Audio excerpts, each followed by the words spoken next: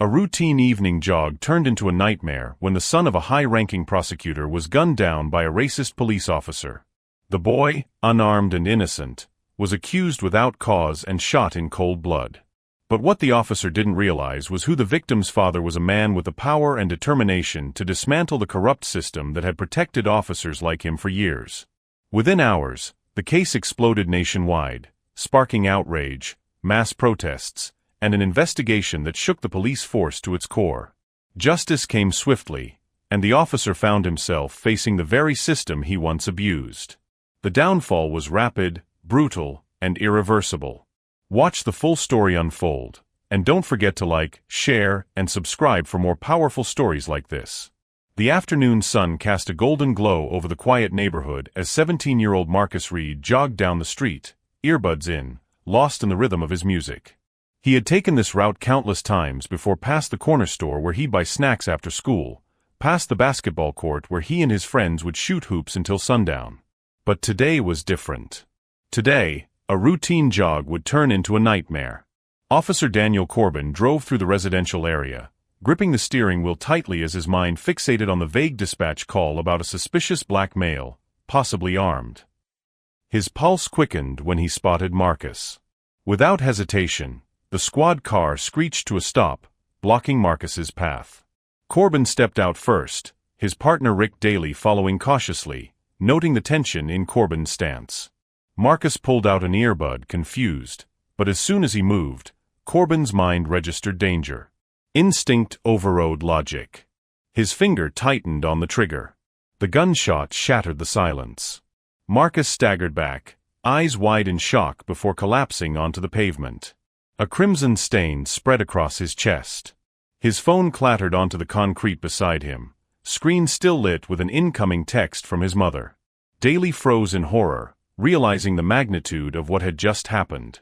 Corbin, chest heaving, looked down at the motionless teenager and then at the phone. His breath caught in his throat. No weapon, no threat, just a boy who had reached for his phone. The reality of his actions crashed down on him, but before he could react, bystanders rushed forward, their screams splitting the air. One recorded everything. The video would soon go viral. Across town, District Attorney Eric Reed was in his office when the frantic call came in. His assistant's voice trembled as she relayed the information: an officer involved shooting, the victim his son. The words didn't make sense at first, but then the room spun. He was out the door before his assistant could finish. At the scene, Marcus lay lifeless under a white sheet. His father arrived in time to see his son's body being lifted into an ambulance. His breath came in ragged bursts, his vision blurred by rage and grief. His hands clenched into fists as he locked eyes with Corbin, who stood frozen, his face pale. Recognition flashed between them. Corbin knew exactly who Marcus's father was. Eric Reed, the prosecutor who had built a career dismantling corrupt officers, was now staring at the man who had killed his son. Inside the precinct, Corbin sat in an interrogation room, sweat trickling down his back. He had been in this room before, but always on the other side of the table. Now, he was the one being questioned. The air was suffocating as officers whispered outside. The department was in turmoil. The footage had already spread. Protesters flooded the streets within hours, demanding justice. The body cam footage surfaced almost immediately, showing a scared teenager reaching for his phone before being gunned down. There was no ambiguity. No room for doubt. The city erupted. Inside the conference room, senior officials scrambled to contain the fallout. The mayor's office demanded immediate action. The police chief's expression was grim as he paced. Officers inside the precinct were divided, some backing Corbin, others realizing they had reached a breaking point. Meanwhile, Eric Reed stood in the center of it all, silent, calculating. His grief had sharpened into something deadly: determination. He wasn't just going to bury his son, he was going to bury Corbin and everyone who had protected officers like him. Later that night, Corbin sat alone in his apartment, lights off, watching the news. Every channel replayed the footage. His face was everywhere. He thought about running, about finding a way out, but it was too late. The system he had trusted to protect him was crumbling. A sharp knock at the door made him jump. He opened it slowly, only to be met with two officers. The look in their eyes told him everything. There would be no cover-up this time. He was placed in cuffs and led out, cameras flashing, capturing the fall of a man who had once believed himself untouchable. Eric Reed stood outside the courthouse as the news broke. The battle was only beginning. He had fought for justice his entire career, but this time, it was personal. He would not stop. The weight of his son's absence would drive him forward, ensuring no other father would have to experience the same loss. And as Corbin was led past him in shackles, Reed allowed himself one small, cold satisfaction: justice had begun. The city was on edge, streets flooded with protesters demanding justice. The air pulsed with anger, grief, and an unrelenting call for accountability. The video of Marcus Reed's shooting had spread like wildfire, igniting outrage not just locally but nationwide. Eric Reed watched the chaos unfold from his office, his hands clenched so tightly his knuckles turned white. His son's blood was still fresh in his mind, his absence a gaping wound that no amount of outrage could ever fill. But rage alone wouldn't bring justice. Action would. At the precinct, officers shuffled uneasily. The weight of what had happened hung over them like a storm cloud. Some stood in quiet solidarity with Corbin, convinced he had acted in self-defense. Others whispered their doubts, watching as the department struggled to salvage what little credibility it had left. Behind closed doors, emergency meetings were held. Statements were being prepared. The mayor had made it clear someone had to be held accountable before the city burned. Corbin sat in his holding cell, his mind racing.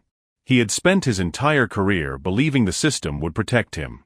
But now, as the noise of protesters grew louder outside, he realized how quickly that shield could shatter.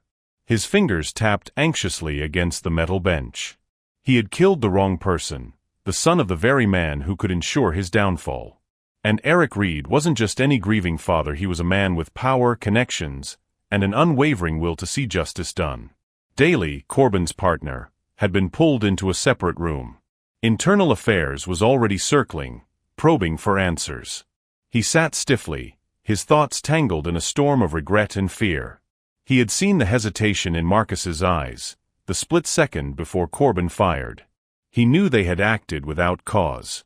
But to admit that now meant throwing himself into the fire. And he wasn't sure he was ready to burn. Terrell James, the journalist who had first broken the story, sat in his newsroom, sifting through new evidence pouring in. Witness statements, body cam footage, dispatch call recordings, all of it painted an ugly picture. The story wasn't just about one cop pulling the trigger. It was about a system that allowed it to happen over and over again. He had exposed police corruption before, but this time, the stakes were higher. The entire country was watching. Reed made his first public statement that evening. Standing before the cameras, his voice was steady, but his fury burned beneath the surface. He demanded immediate charges, an independent investigation, and systemic reform. There was no room for negotiations. His son had been murdered in cold blood, and he would see justice served. Inside the precinct, the walls were closing in. The police chief paced his office, knowing his next move would determine the department's future. Corbin was expendable. If throwing him under the bus meant calming the storm, then so be it. A decision was made. As Corbin sat in his cell, the door creaked open. A senior officer stepped in, expression unreadable. The words came down like a hammer: he was being charged with manslaughter. His breath hitched, his vision tunneled. The very system he had trusted had turned on him in an instant. He had expected protection. Instead, he was being sacrificed. Meanwhile, Daly received his own ultimatum: cooperate, tell the truth, and he might keep his badge. His conscience warred with self-preservation. He had spent years watching officers like Corbin operate with impunity. Now, for the first time, he had the chance to break the cycle. But doing so meant betraying the very institution that had shaped him. As night fell, the city remained restless. Protesters clashed with riot police, the streets a battlefield of voices demanding justice. Reed watched from his office window, the reflection of the flames burning in his eyes. This was just the beginning. The fight wasn't over, and he would see it through to the very end. Corbin sat in the high-security holding area, his mind clouded with paranoia and anger. The walls of silence that once protected officers like him had crumbled overnight. Every attempt to reach out to his former allies had been met with avoidance or outright rejection. The very system he had relied on was now feeding him to the wolves. He had been charged with second-degree murder, but what frightened him more was the fact that even those who once defended him had started to distance themselves. He wasn't just a disgraced cop anymore, he was a liability. Reed was unrelenting. He had spent the past few days hammering through legal channels, ensuring that every piece of evidence against Corbin remained in public view. His personal grief fueled his professional expertise, making him a force no one could contain. The more he pushed, the more people came forward. Anonymous tips, former victims, even a few officers quietly passed along files that had long been buried. This wasn't just about Marcus anymore. This was about dismantling a culture of unchecked brutality. Daly, feeling the walls closing in, made his final decision. He had spent sleepless nights wrestling with his conscience, but in the end, self-preservation won. He agreed to testify. Internal Affairs arranged a secure meeting where he detailed every instance of Corbin's misconduct, from unnecessary force to fabricated reports. It wasn't just about one shooting. Corbin had a pattern, and now the world would know it. His testimony was the final blow. It sealed Corbin's fate, making it impossible for the defense to argue that this was just a tragic accident. Inside the precinct, the division deepened. Officers whispered in groups, avoiding eye contact with one another. Some still believed Corbin had been justified, while others had long suspected that something like this would happen. The police union scrambled to control the damage, but they were fighting a losing battle. The city had turned against them, and any attempt to defend Corbin only fanned the flames of public outrage. Meanwhile, Terrell's investigation uncovered even more buried reports, implicating not just Corbin but several other high-ranking officers. The corruption was far-reaching, and as he pieced together the evidence, a much darker truth emerged. There had been previous cover-ups, hidden settlements paid to victims, and evidence tampered with to protect bad cops. This case was no longer just about justice for Marcus Reed. It was about exposing an entire system built to suppress accountability. The mayor, realizing the city was on the brink of collapse, convened an emergency press conference. Sweating under the glare of cameras, he announced sweeping police reforms and promised that Corbin's trial would be transparent. But it wasn't enough. The public wanted more than promises. They wanted action, arrests, and resignations. The pressure on City Hall intensified, and behind closed doors, desperate deals were being made to prevent a full-scale implosion. Corbin, desperate for a way out, met with his lawyer and suggested a plea deal. He thought if he confessed to a lesser charge, he might avoid the harshest punishment. But the prosecution, led by Reed himself, refused outright. There would be no deals. There would be no leniency. Reed made sure Corbin knew his days of walking free were over. As night fell, the city remained restless. Protests had turned into full-scale demonstrations, and police barricades barely held back the growing crowds. The people weren't just demanding Corbin's conviction, they were calling for a complete overhaul of the system that had protected him. Inside his cell, Corbin finally understood what it felt like to be truly powerless. He had once worn a badge that granted him unquestioned authority, but now, he was just another criminal waiting for a sentence he could not escape. And for the first time in his life, he felt fear real, consuming fear.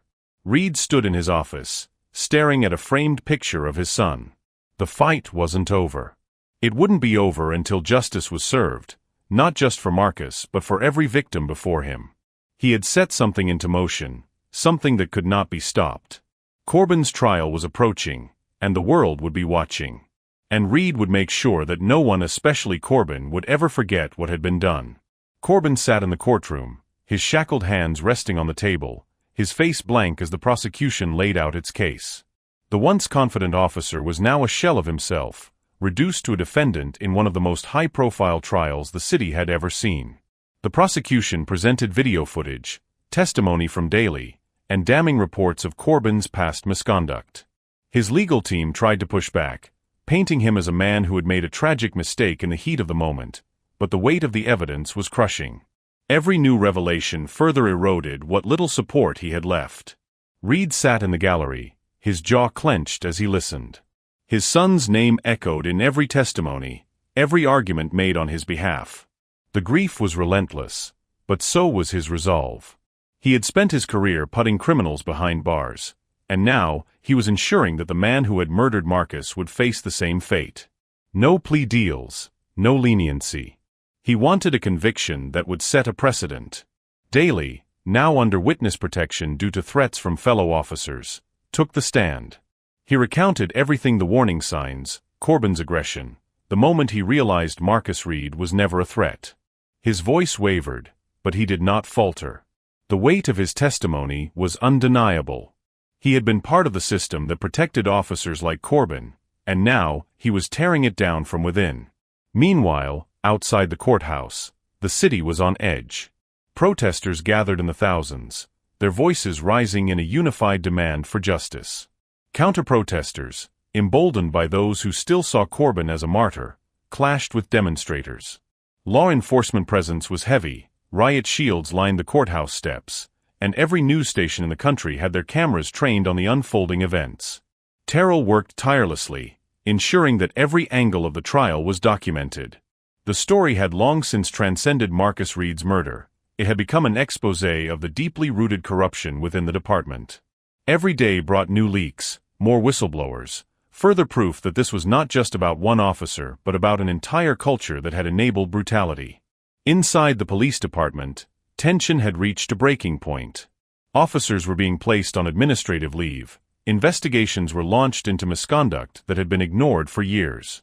Those who had once protected Corbin now distanced themselves, fearing they would be next. The police chief, under immense pressure, announced sweeping reforms in a desperate attempt to salvage what little trust remained in the force. But for many, it was too little, too late. The defense made its last attempt to sway the jury, arguing that Corbin had acted out of fear, that he had perceived Marcus as a threat. But the jury had already made up their minds. The body cam footage, Daly's testimony, the overwhelming evidence, it was all too much to ignore. The trial had lasted weeks, but in the end, it took the jury only a few hours to deliberate. The courtroom was silent as the verdict was read, guilty on all counts. A wave of emotion swept through the room. Reed exhaled, a breath he had been holding since the trial began. Corbin's shoulders slumped as the reality of his fate sank in. He would spend the rest of his life behind bars, stripped of the power he once wielded so carelessly.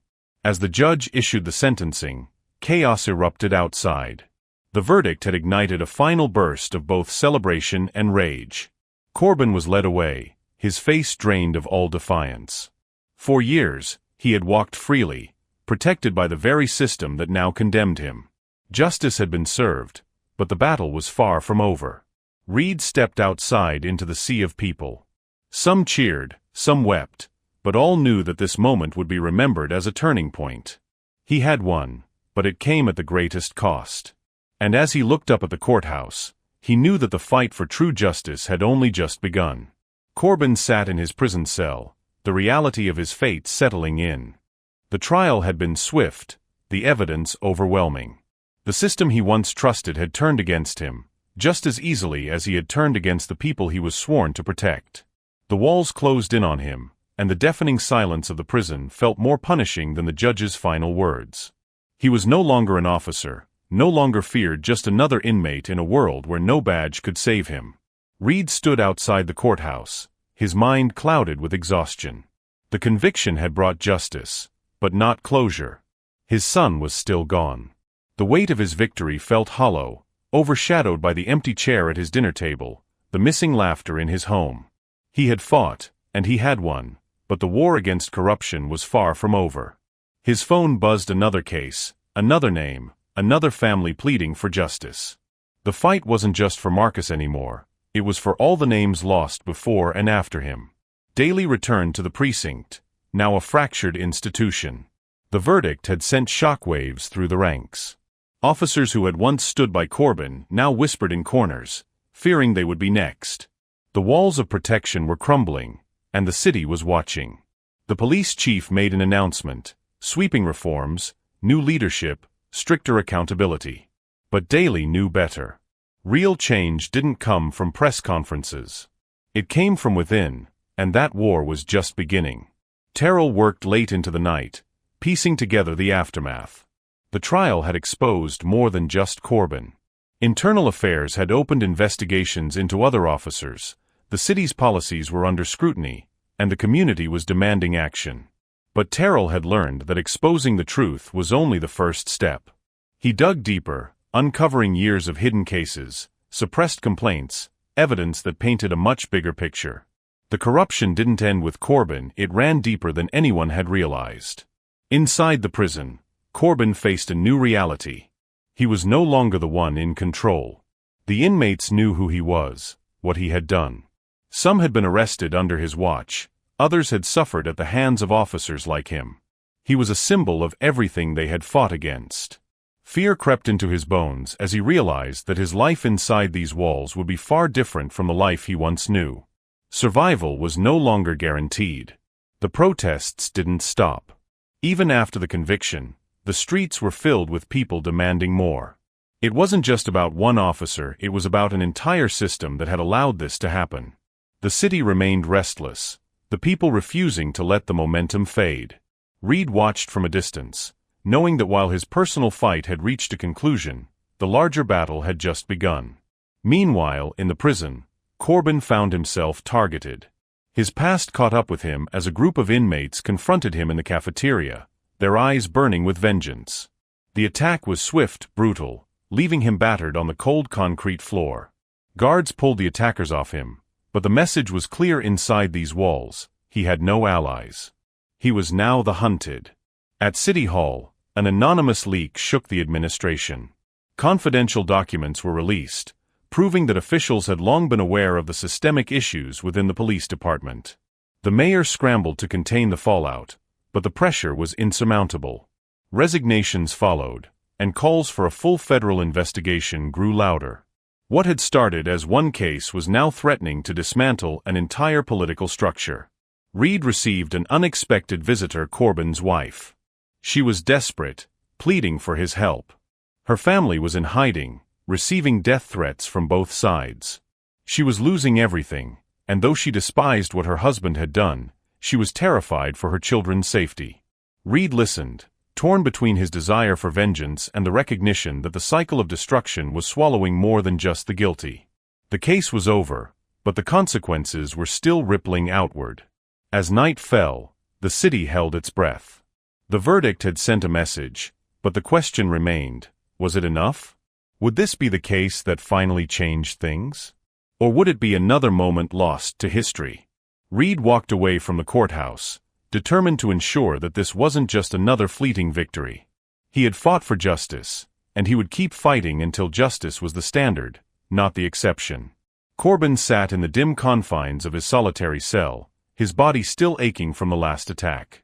Every breath reminded him of the bruises lining his ribs, the silent warnings from men who had suffered under his badge. He had ruled the streets with unchecked authority, but inside these walls, he had none. The guards barely acknowledged him, letting the inmates deliver their own form of justice. His nights were sleepless, haunted by memories of the moment his life unraveled. The sound of the gunshot. The look in Marcus Reed's eyes. The weight of his choices, now inescapable. Reed watched from a distance as the final pieces of his case fell into place. Corbin had been convicted, the department had been exposed, and the mayor's office was on the brink of collapse. But it wasn't enough. There were still cases that had been buried, families still waiting for their day in court. He had started this fight for his son, but now it had become something larger. His grief had been transformed into purpose, a force that would not be stopped by one conviction. He prepared for the next battle, knowing that justice had to be relentless.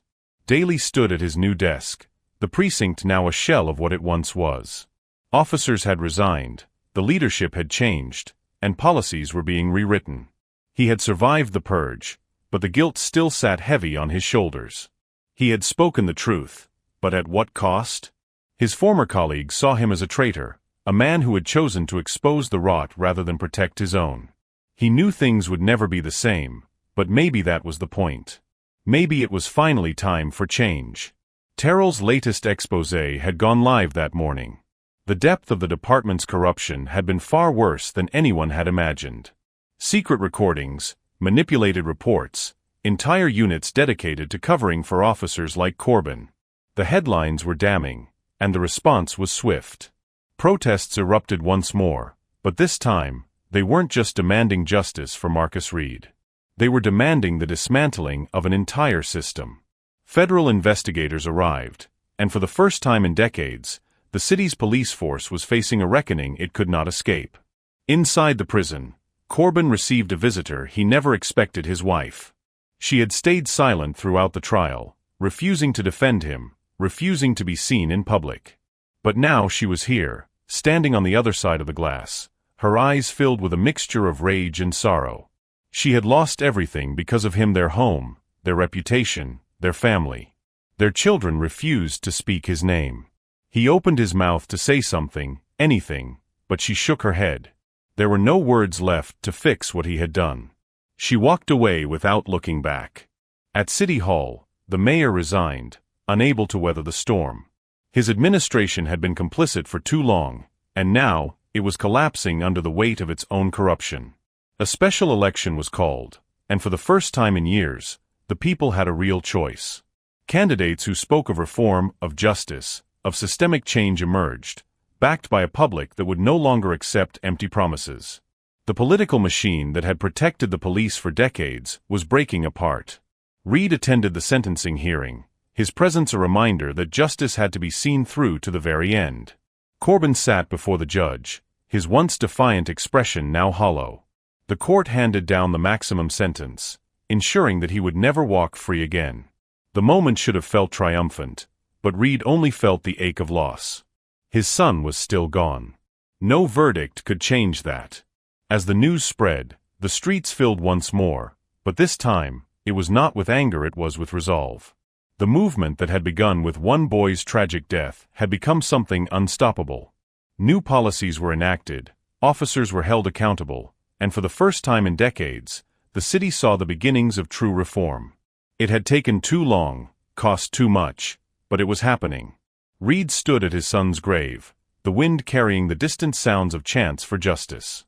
He had fought the battle, but the war would continue.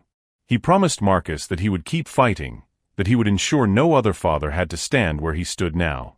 With one last look he turned away, walking back toward a future still uncertain, but one he was determined to change.